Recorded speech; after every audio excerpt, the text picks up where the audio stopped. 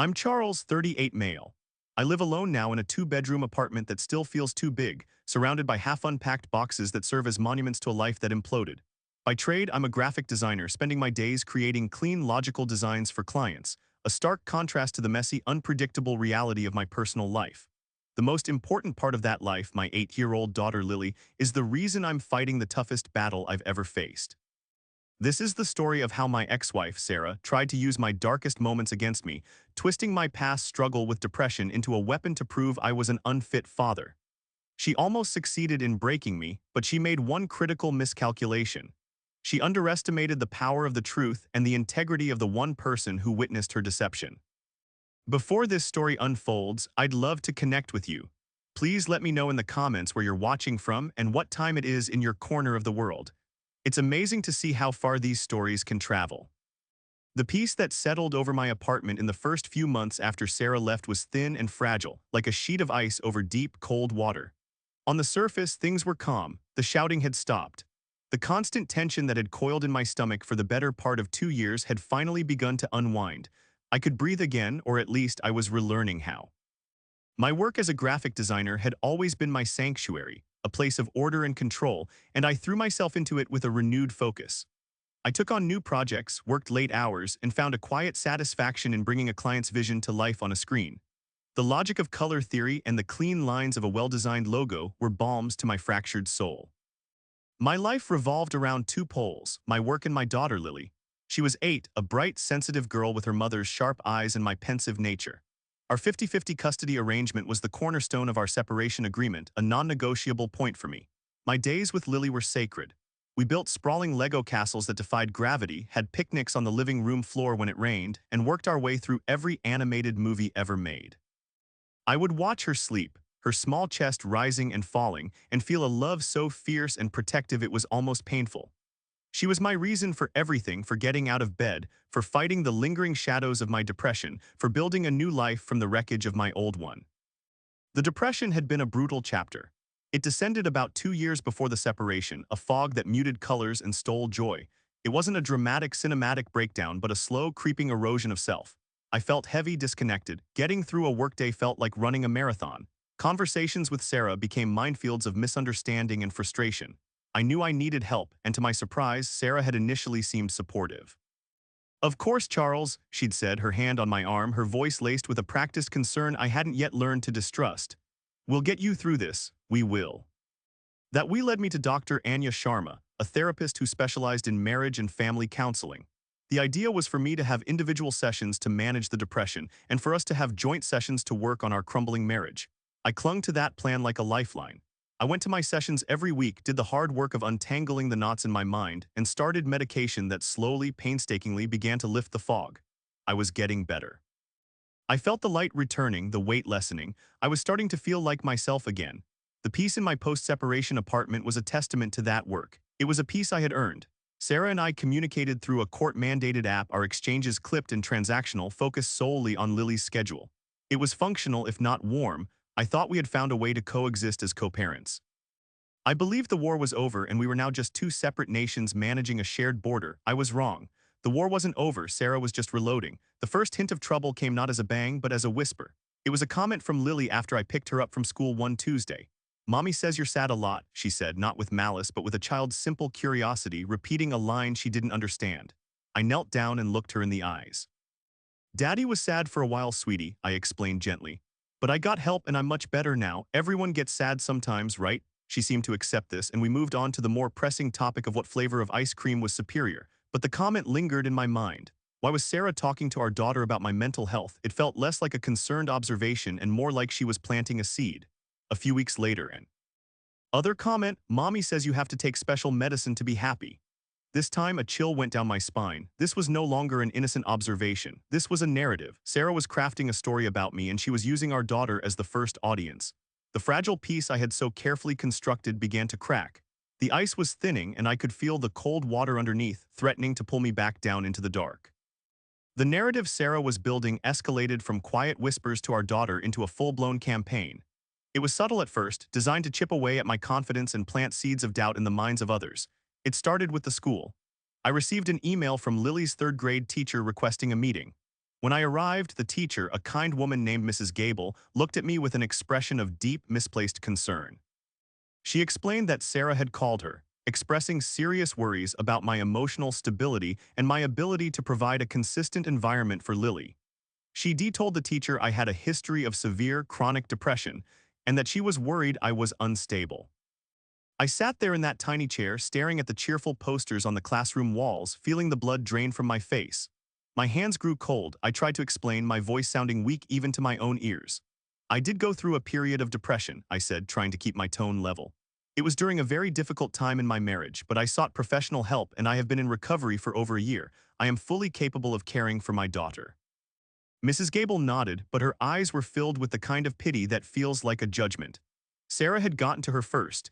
She had framed my recovery not as a sign of strength, but as evidence of a permanent, disqualifying flaw. She had taken my wound, a wound she had watched me struggle to heal, and she had weaponized it.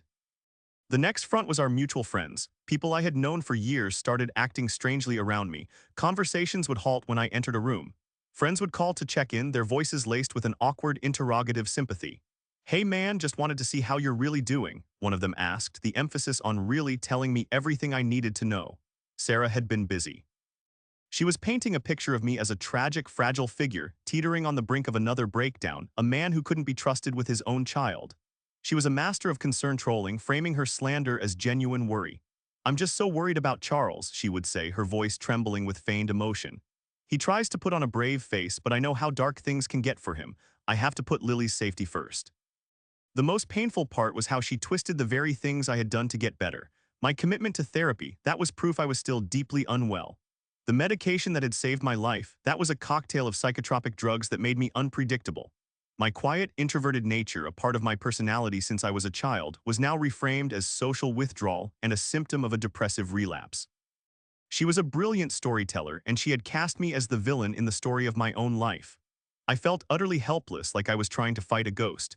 How do you defend yourself against whispers? How do you prove a negative? The more I tried to insist I was fine, the more it seemed to feed her narrative that I was in denial.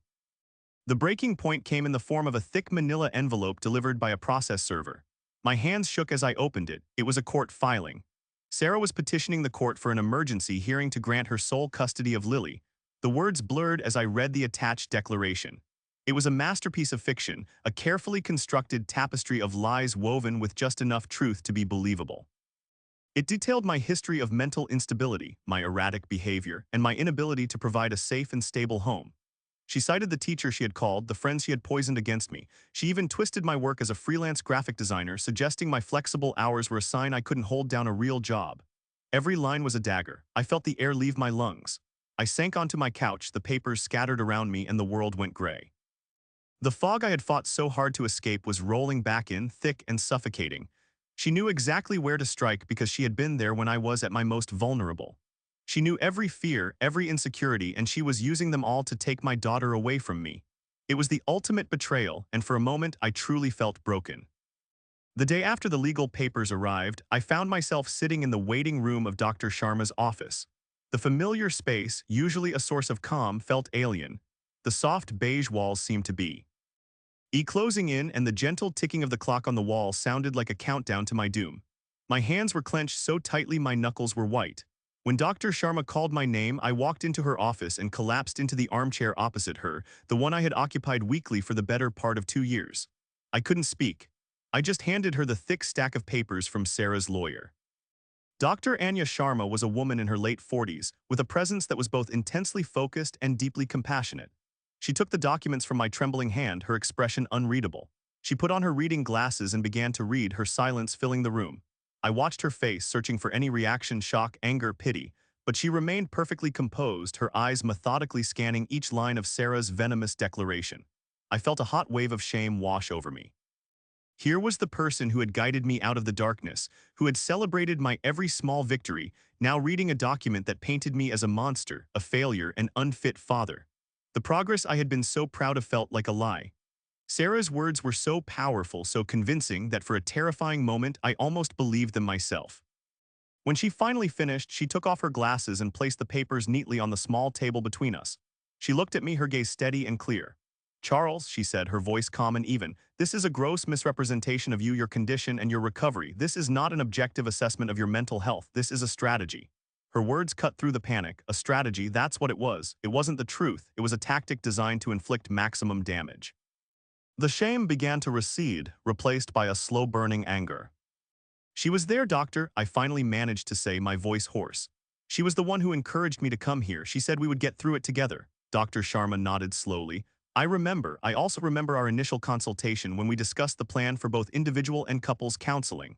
And then she said the words that would change everything. Charles, do you remember how many of the joint sessions Sarah actually attended? The question hung in the air. I thought back. In the beginning, I was so wrapped up in my own struggle that the days blurred together. I remembered scheduling them. I remembered sitting in this very waiting room expecting her to walk through the door. I remembered the text messages with excuses that would arrive just minutes before the session was supposed to start. A last-minute meeting she couldn't get out of. A sudden migraine. A client emergency. There was always a reason, always delivered with a tone of deep regret. I'm so sorry, babe, I feel terrible. We'll reschedule for next week, I promise. But next week never came. I looked at Dr. Sharma, my mind racing, piecing it all together. She came to the first one, I said, the memory surfacing. The initial one with you to set up the plan. That's correct, Dr. Sharma confirmed. And after that, I searched my memory, trying to recall a single instance of her sitting in the chair next to me, the one that was currently empty. I couldn't. Every single time, it had been just me and Dr. Sharma. Every difficult conversation, every painful breakthrough, I had done it alone. The chair next to me had always been empty. She never came back, I whispered, the realization hitting me with the force of a physical blow. Not once. Dr. Sharma simply nodded, a look of profound understanding on her face. No, Charles, she never did. It was a stunning, horrifying revelation. Her initial support, her promises of we had all been a performance. She hadn't been supporting my recovery, she had been gathering intelligence. She encouraged me to seek help, establishing a documented problem, and then she had deliberately absented herself from the solution. She had never intended to fix our marriage.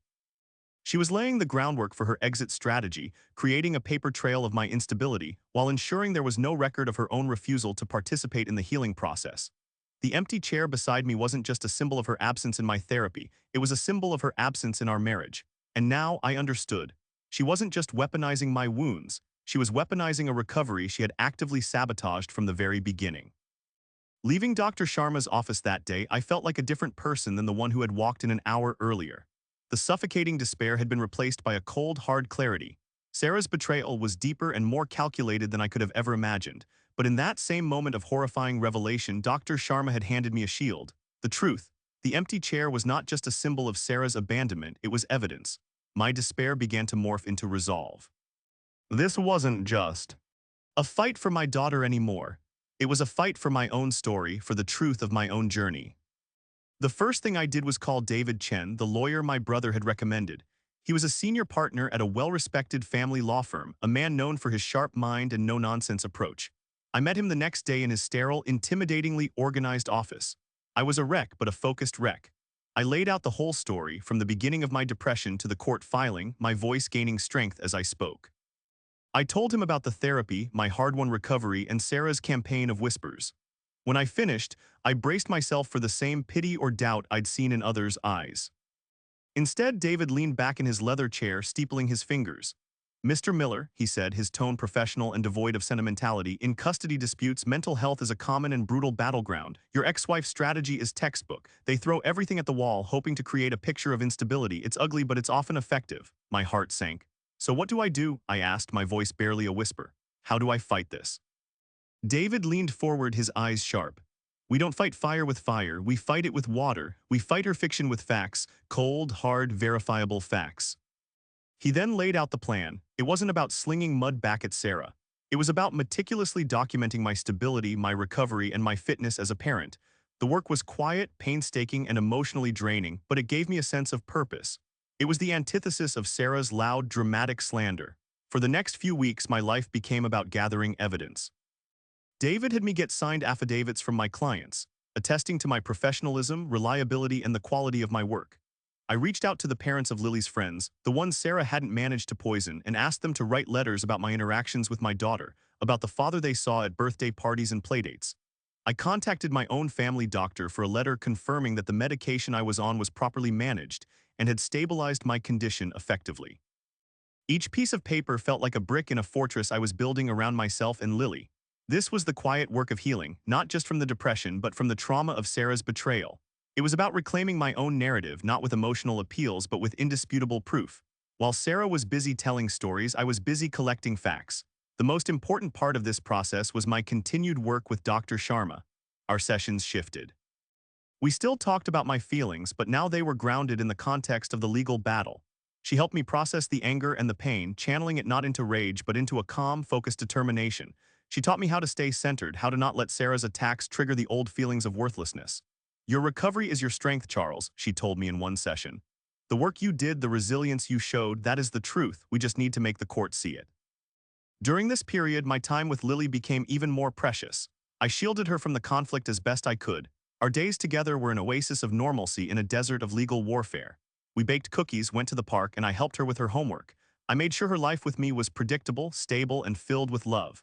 I knew Sarah was probably interrogating her after every visit, looking for any scrap of information to use against me. So I simply focused on being the best father I could be. I wasn't putting on a performance for the court, I was just being a dad. It was the most honest evidence I could possibly provide. As the court date loomed closer, David had assembled a thick binder. It was my life, quantified and verified. It was filled with letters, financial statements, medical records, and testimonials. It was the story of a responsible professional, a dedicated father, and a man who had faced his demons and won. It was the quiet truth, waiting for its moment to speak. 2 weeks before the hearing, David Chen called me into his office. The binder of evidence sat on the conference table between us, a testament to the quiet war we had been waging. "We're in a good position, Charles," he said, his voice measured. "We have a mountain of evidence attesting to your character and stability, but Sarah's allegations are pointed. Her legal team will frame your word against hers. In these cases, the court often appoints an evaluator, or they rely heavily on third-party expert testimony. It's what gives a judge objective ground to stand on."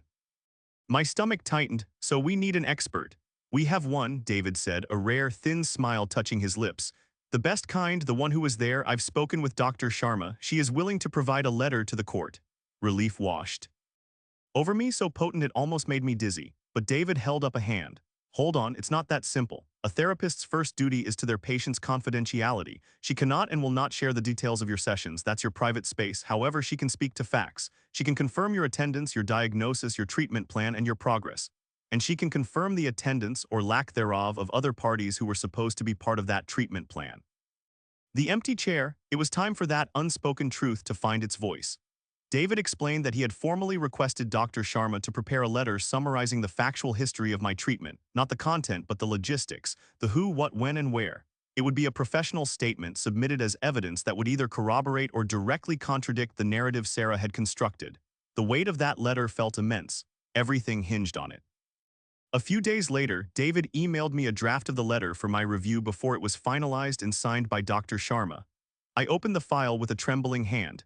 It was written on Dr. Sharma's official letterhead, the tone professional, clinical, and devastatingly precise. It began by stating her credentials and her professional relationship with me. It confirmed the date I had first sought treatment for major depressive disorder and outlined the multifaceted approach we took: cognitive behavioral therapy and coordination with my primary care physician regarding medication. It then stated in clear, unambiguous language that I had shown remarkable commitment to the therapeutic process and had achieved a full and sustained recovery. It described my current state as emotionally resilient and mentally stable. Each sentence was a steel beam reinforcing the fortress we had built. But it was the second half of the letter that made my breath catch in my throat. Dr. Sharma wrote, "The initial treatment plan, agreed upon by both Mr. Miller and his then-wife, Ms. Sarah Miller, included joint marital counseling sessions intended to address relational stressors contributing to Mr. Miller's condition." Ms. Miller attended the initial 60-minute consultation on October 12, 2022. The letter then listed the dates of the next 12 scheduled joint sessions over the following 6 months. Beside each date were the words, "Ms. Miller did not attend." 12 dates, 12 missed sessions. 12 broken promises. Seeing it all laid out in black and white was staggering. It wasn't just a vague memory anymore, it was a documented pattern of behavior. It was proof. She hadn't just failed to support me, she had actively refused to participate in the one process that could have healed our family. The letter concluded with a quiet, professional statement. Mr. Miller's recovery was achieved through his individual effort and commitment without the plan for spousal participation. There it was, the unspoken truth given a voice. The letter didn't call Sarah a liar. It didn't accuse her of manipulation or malice. It didn't have to. It simply presented the facts, and the facts told a story far more damning than any accusation could. The story was not about my failure, but about my resilience. And it was about her abandonment. David Chen was right. We weren't fighting her fiction with more fiction. We were dismantling it with the truth. As I read the letter for the third time, a profound sense of calm settled over me. The fear was gone, replaced by a quiet, unshakable confidence. Let her tell her story to the judge. I had mine, and mine was backed up by the receipts. The courtroom was exactly as I'd imagined it, sterile, intimidating, and smelling faintly of old paper and stale coffee. The air was thick with a nervous energy that settled in my bones. I sat at a polished wooden table next to David Chen, my hands clasped tightly in my lap to keep them from shaking. Across the aisle, Sarah sat next to her lawyer. She looked confident, dressed in a sharp, dark blue suit, her expression a carefully crafted mask of concern. She glanced over at me once, her eyes cold and dismissive, before turning her attention to her lawyer, whispering something with an air of conspiratorial confidence. I took a deep breath and focused on the wall behind the judge's bench, just as Dr. Sharma had advised. Stay grounded in the present, Charles. You are not the man she is describing. The hearing began and Sarah's lawyer went first. He was slick and theatrical, painting a vivid picture of Sarah as a terrified mother, desperately trying to protect her child from a volatile and unstable father. He used all the words from her declaration: chronic depression, erratic behavior, emotional volatility. He presented my freelance career as a lack of stability and my quiet nature as a sign of depressive withdrawal. It was a compelling performance, and I could feel the judge's gaze on me. Probing and uncertain. I felt a familiar hot flush of shame, but I pushed it down, anchoring myself with the thought of the binder sitting in front of David. When it was our turn, David Chen was the complete opposite of Sarah's lawyer. He was calm, methodical, and spoke in a steady, unemotional tone. He didn't engage in theatrics, he simply presented facts. He started by submitting the binder of evidence. "Your Honor," he said, his voice filling the quiet room, "we have provided numerous affidavits from Mr. Miller's clients, attesting to his professionalism and reliability. We have letters from other parents describing him as a loving and engaged father. We have a statement from his physician confirming his health and the stability of his prescribed treatment." He paused, letting the weight of the physical evidence sink in. Then he addressed the core of Sarah's argument. "Your Honor, Ms. Miller's petition rests almost entirely on a single point: Mr. Miller's past struggle with depression, a struggle he has never denied. In fact, he should be commended for it. He faced it head-on, he sought professional help, he did the hard work, he recovered." David picked up a single document from his table. "The petitioner, Ms. Miller, has attempted to frame this responsible act as a disqualifying weakness. She has suggested that she was a supportive spouse, terrified by her husband's condition. We have evidence that tells a very different story." He handed the document to the clerk, who passed it up to the judge. "This is a letter from Dr. Anya Sharma, the licensed therapist who oversaw Mr. Miller's treatment. With Mr. Miller's permission, she has provided a factual summary of his therapeutic journey." The judge put on her glasses and began to read. The courtroom was silent. I chanced a look at Sarah. For the first time, her mask of confidence flickered. A line of tension appeared around her mouth. She knew what that letter said. The judge read slowly, her expression unreadable. She turned a page, then another. When she looked up, her gaze was sharp and focused. She looked first at Sarah's lawyer. "Counselor, this letter states that the agreed-upon treatment plan for your client's husband included joint marital counseling." "Yes, Your Honor," he said, his voice suddenly less confident. "And this letter states," the judge continued, her eyes now fixed on Sarah, "that your client, Ms. Miller, attended the initial consultation and then failed to attend the subsequent 12 scheduled sessions. Is that correct?" Sarah's lawyer stammered, "Your Honor, my client had a demanding career, there were scheduling conflicts." The judge cut him off, her voice like ice. 12 times, 12 scheduling conflicts, for sessions intended to support her husband and salvage her marriage, the very issue she is now using as grounds to remove his parental rights. The silence that followed was deafening. The narrative had shattered. In that one moment, Sarah was no longer the concerned mother. She was the neglectful spouse who had refused to participate in the solution. The judge turned her attention back to the letter. Dr. Sharma describes Mr. Miller's recovery as full and sustained, and notes it was achieved through his individual effort. "Not only did you not support him, Ms. Miller," the judge said, speaking directly to Sarah now, "it appears you actively abandoned the process, and now you come to this court and try to punish him for the very battle you refused to help him fight. Sarah paled, her mouth opening and closing silently. Her entire case, her entire carefully constructed fiction, had been dismantled by a single factual document. The weapon she had forged against me had been turned back on her, exposing not my instability, but her own profound lack of character. The judge's final ruling was swift and decisive. She denied Sarah's petition for sole custody, reaffirmed our existing 50-50 arrangement, and admonished Sarah for attempting to manipulate the court and for weaponizing a medical condition against a co-parent. It was over. The truth had won. Walking out of the courthouse that day, the heavy weight that had been sitting on my chest for months finally lifted. The sunlight felt warmer, the air cleaner. It wasn't a feeling of euphoric victory or a desire to gloat. It was something deeper and far more satisfying, a sense of peace. Justice hadn't just been served, my truth had been validated. David clapped me on the shoulder. "You did good, Charles, you stayed the course." I thanked him, my gratitude immense. He had been the stoic, logical anchor I needed in a sea of emotional turmoil. My first call was to Dr. Sharma. I left her a voicemail, my voice thick with emotion, thanking her for her integrity and her belief in me. She had done more than just write a letter. She had upheld the principle that recovery is possible and that the hard work of healing deserves respect, not condemnation. She had given me my story. The aftermath of the court battle was quiet. Sarah was forced into a humiliating retreat. Our communications, now strictly limited to the parenting app, became even more terse, stripped of any pretense. The court's admonishment had taken the wind out of her sails. She could no longer hide her malice behind a mask of concern. The power dynamic between us had fundamentally shifted. I was no longer the fragile one she could manipulate. I had faced her worst attack, and I was still standing, stronger than before. The most important change, however, was in my relationship with Lily. With the threat of losing her gone, I felt a new sense of freedom and confidence as a father. I no longer had to second-guess every decision, wondering how Sarah might twist it. Our time together felt lighter, more joyful. One evening, a few weeks after the hearing, Lily and I were building a particularly ambitious Lego tower. She paused and looked at me with the unfiltered seriousness only a child can muster. "Mommy doesn't say you're sad anymore," she observed. I stopped what I was doing and looked at her. "That's right, sweetie," I said gently, "because I'm not. Being sad is a part of life sometimes, like catching a cold. You get help, you get better, and you get strong again." It was a simple explanation, but it felt profoundly important. I was teaching my daughter that it was okay to not be okay, and that seeking help was a sign of strength, not weakness. I was breaking the cycle of shame that Sarah had tried to perpetuate. My life began to settle into a new, more authentic rhythm. I found a new energy for my work, creating some of the best designs of my career. The two-bedroom apartment started to feel less like a temporary shelter and more like a home. I slowly unpacked the remaining boxes, replacing old memories with new ones. I framed a drawing Lily made for me and hung it in the living room. I bought a new, comfortable armchair, just one for me. Life wasn't perfect. Co-parenting with someone like Sarah would always have its challenges, but I was no longer afraid. The depression had been a fire that had burned through my life, and Sarah's betrayal had been a storm that had tried to flatten what was left. But I had survived both. I had rebuilt.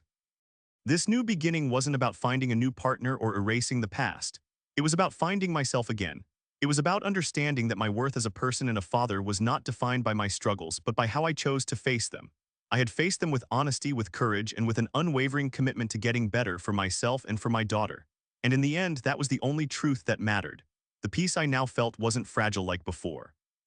It was solid, resilient, and earned. It was the peace of a man who knew his own strength, a man who had walked through the dark and found his way back to the light all on his own.